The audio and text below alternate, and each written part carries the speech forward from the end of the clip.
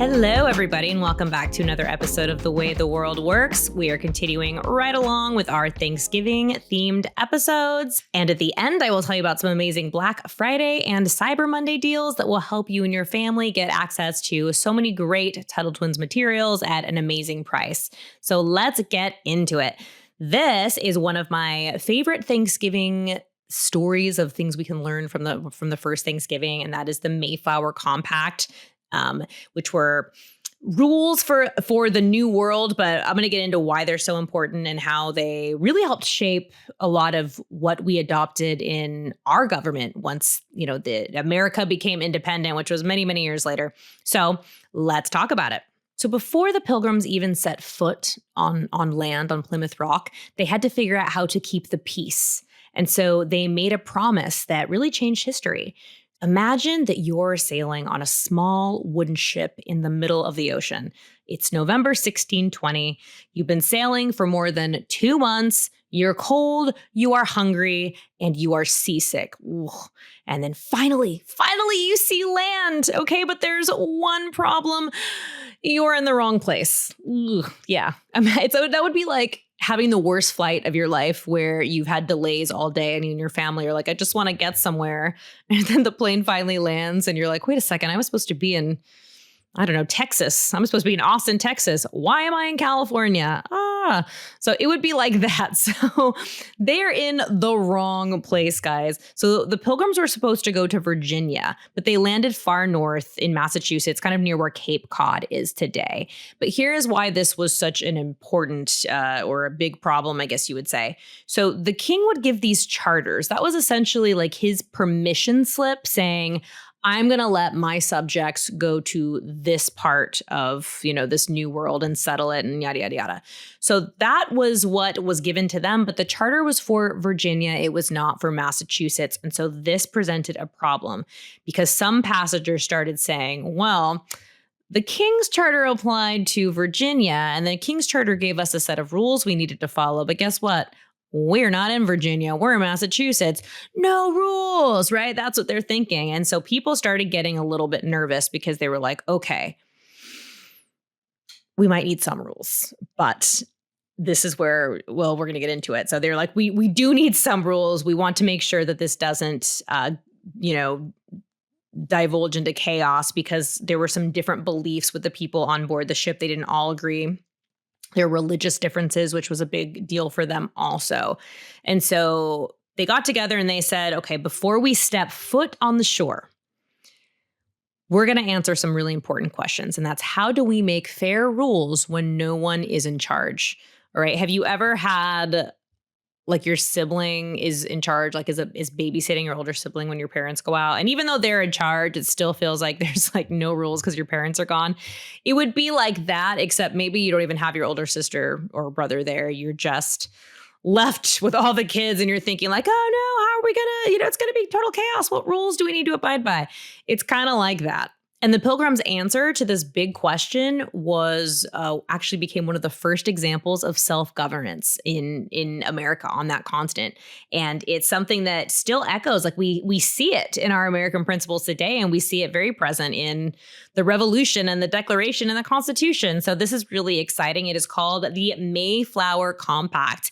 And it was not a long document, actually. I think it was less than 200 words, but it was very, very powerful because of everything it stood for. So let's break it down in some plain terms, shall we? So it was an agreement signed by 41 men aboard Mayflower on November 11th, which very exciting. Today, we are filming this on November 11th, 1620. And so it is literally the anniversary of it today. Very, very exciting. So what did they agree to? Well, they agreed to form a civil body politic. What does that mean? Basically, they decided to form one community that made decisions together. And you're probably wondering, well, there were more people than 41 men aboard the Mayflower. Listen, it wasn't perfect back then. There were still a lot of things that needed to be figured out. And at that point, only the men were permitted to sign. Men of their time, we know, different now. Now we know that everybody should be able to consent to government, man or woman. But this is just that time. So that is what it is. But they agreed to create just and equal laws for the good of the colony. Now, I am not talking about, we hear that, I think, and we think like greater good socialism. And yes, that could happen, but it could happen only if these rules were forced upon people and if it wasn't decided upon by everybody. And that's where we get, again, consent of the governed. Everybody has to agree. And that's what the Mayflower Compact was, is it was an agreement by everybody. And, John Locke and our founders in the Declaration, they talked about how the only legitimate government or the only legitimate set of rules has to be when everybody voluntarily consents to it. So essentially what they were saying is that, we're all going to live together peacefully. Everybody wants that. That is a desired end that we all can agree on. So we're going to make fair rules, not crazy arbitrary rules that don't make any sense. We're going to make fair rules and we're going to follow them, not because a king told us to, but because we all agreed to it and we see a benefit. There is a mutual benefit. Everybody wins from having these laws. So obviously, this is going to be, like I just said, consent of the governed. That's a big one. There's also going to be rule of law, where it's not a person, it's not a king in charge. It is a set of rules. The rule is king, which is better because a piece of paper, a document, these rules cannot abuse somebody, right? They can't become tyrants. And so there's this rule of law that is very, very important. And then, of course, limited government. Nobody gets to boss anybody around. And that is 100% why rule of law is so important. That is why, honestly, rule of law is limited government. They kind of go hand in hand together. So let's talk about this in even plainer terms. So imagine your class is stranded on an island and you decide to vote for who gathers food, who builds shelter, and what happens if somebody breaks, the rules you set. That's kind of what the Pilgrims did, and everybody agreed to it. And that was the beginning of this idea of self-government. So the Mayflower Compact, it didn't create a king, it didn't create a boss, it created a promise, which is kind of the point of all these constitutions or these agreements, these compacts. Like, that's exactly what a compact means, right? It's an agreement between the people, not a king saying you must do this. And this is huge for the Pilgrims because they're coming from British rule. They're coming from having a monarch rule over them. And a monarch, a lot of them believed in the divine right of kings, which basically meant that like God had anointed them with all power and blah, blah, blah to make the rules for their subjects. And as we know, that was not great in practice. It was what caused a revolution because it created a lot of room for abuse because it was the opposite of the rule of law. So the Pilgrims, they flipped that idea. Okay, they made this about making laws together and about consenting and agreeing to these laws.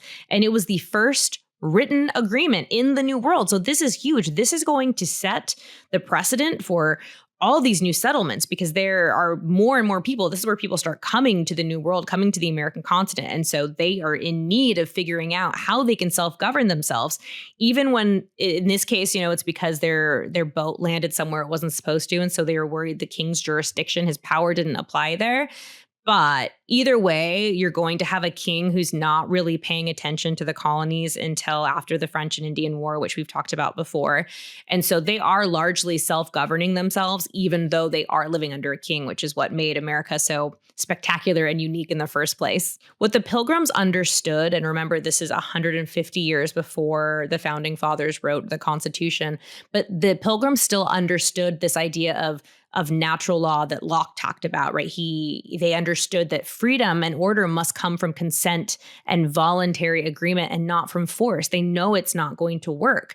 And so the Mayflower Compact, this is going to set the stage for what was going to be colonial charters later on, these agreements within the colonies. Then, of course, the Declaration of Independence, and then, of course, the U.S. Constitution. So the Mayflower Compact is like the first one to really launch all these consensual contracts among the colonies. No one, not even the Pilgrims, believed that their compact was going to be this perfect form of government that they were creating, right? Nobody was under that impression, but they were planting seeds, all right? They were planting the seeds that were going to grow into this idea that people can govern themselves under fair and equal laws, that this can happen, that people are capable of it without a king, without a monarch. And to read a short line from the very short Mayflower Compact, it said, "And by virtue hereof do enact, constitute, and frame such just and equal laws unto which we promise all due submission and obedience." They're pledging it to the laws themselves to the rule of law, not to a leader. And that, again, that is like huge for this period of time. And the compact shows something really important. It shows that freedom and responsibility go hand in hand. And we have talked about this a lot.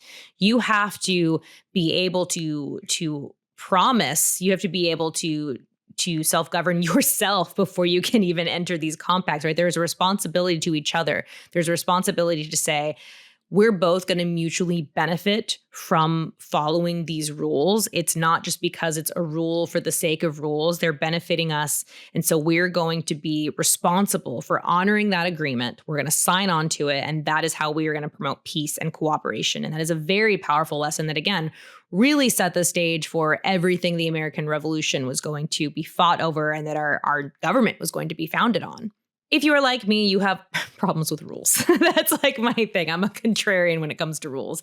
And so I want to make sure I get this point across that this is not rules as in like, we need more laws, we need more laws, we need to be told what to do. I want you to think about when you play a game with your friends and there are rules everybody agrees on, but it's not meant to take away the fun, right? It's meant to make sure everybody knows what is expected of them. It's there to make sure that the game is played on the same, level with everyone, meaning everybody is aware of what they have promised to do while entering into these rules. Because if you don't have that, nobody's going to know how to play the game and it's going to go to chaos real quickly. Now, here's the thing, though. Everybody playing the game, they get to consent to those game's rules. If they don't want to consent to the game's rules, they don't have to play the game, right? So you're doing these voluntary compacts really every time you play a game.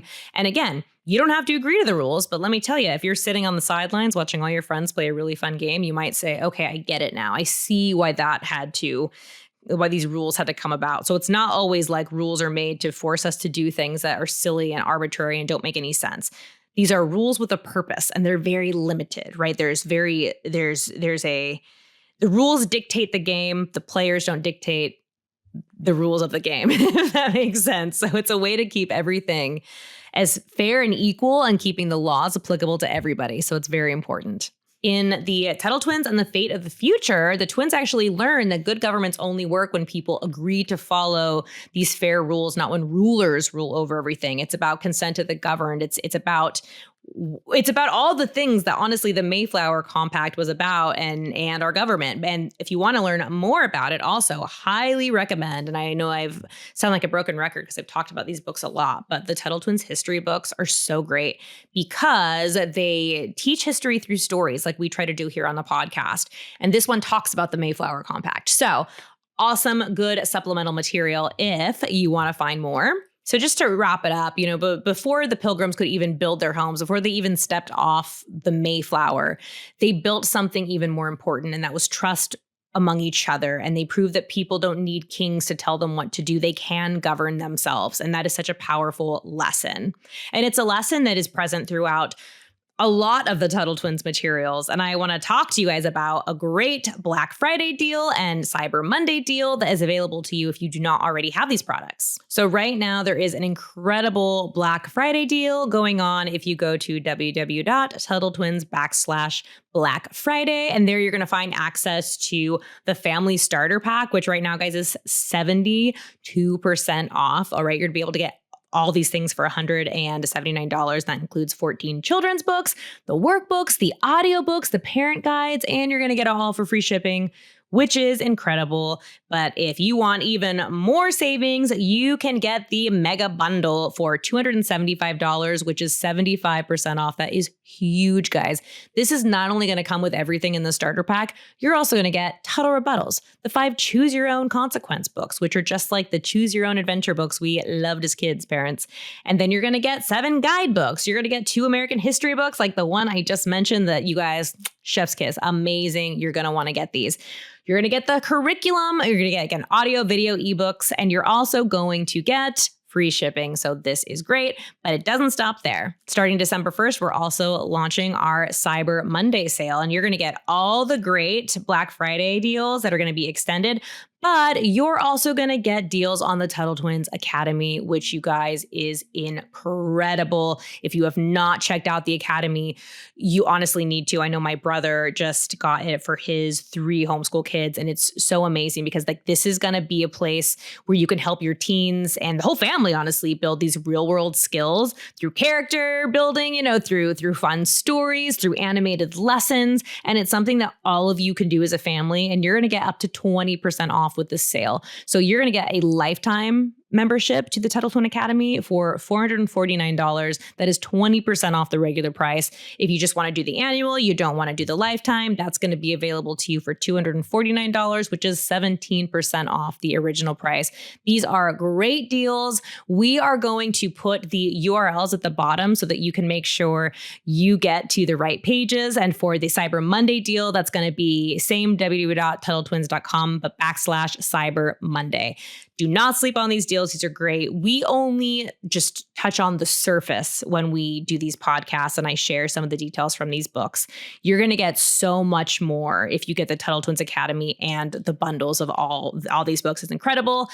Not just for the kids, guys. I read these to prepare for these episodes and I absolutely love them. And I learned so much because I definitely was a victim of the public school system where I had to relearn all this stuff as an adult. These are so great. Don't sleep on these deals. We will wrap it up there. As always, don't forget to like and subscribe to the podcast. And until next time, I will talk to you later.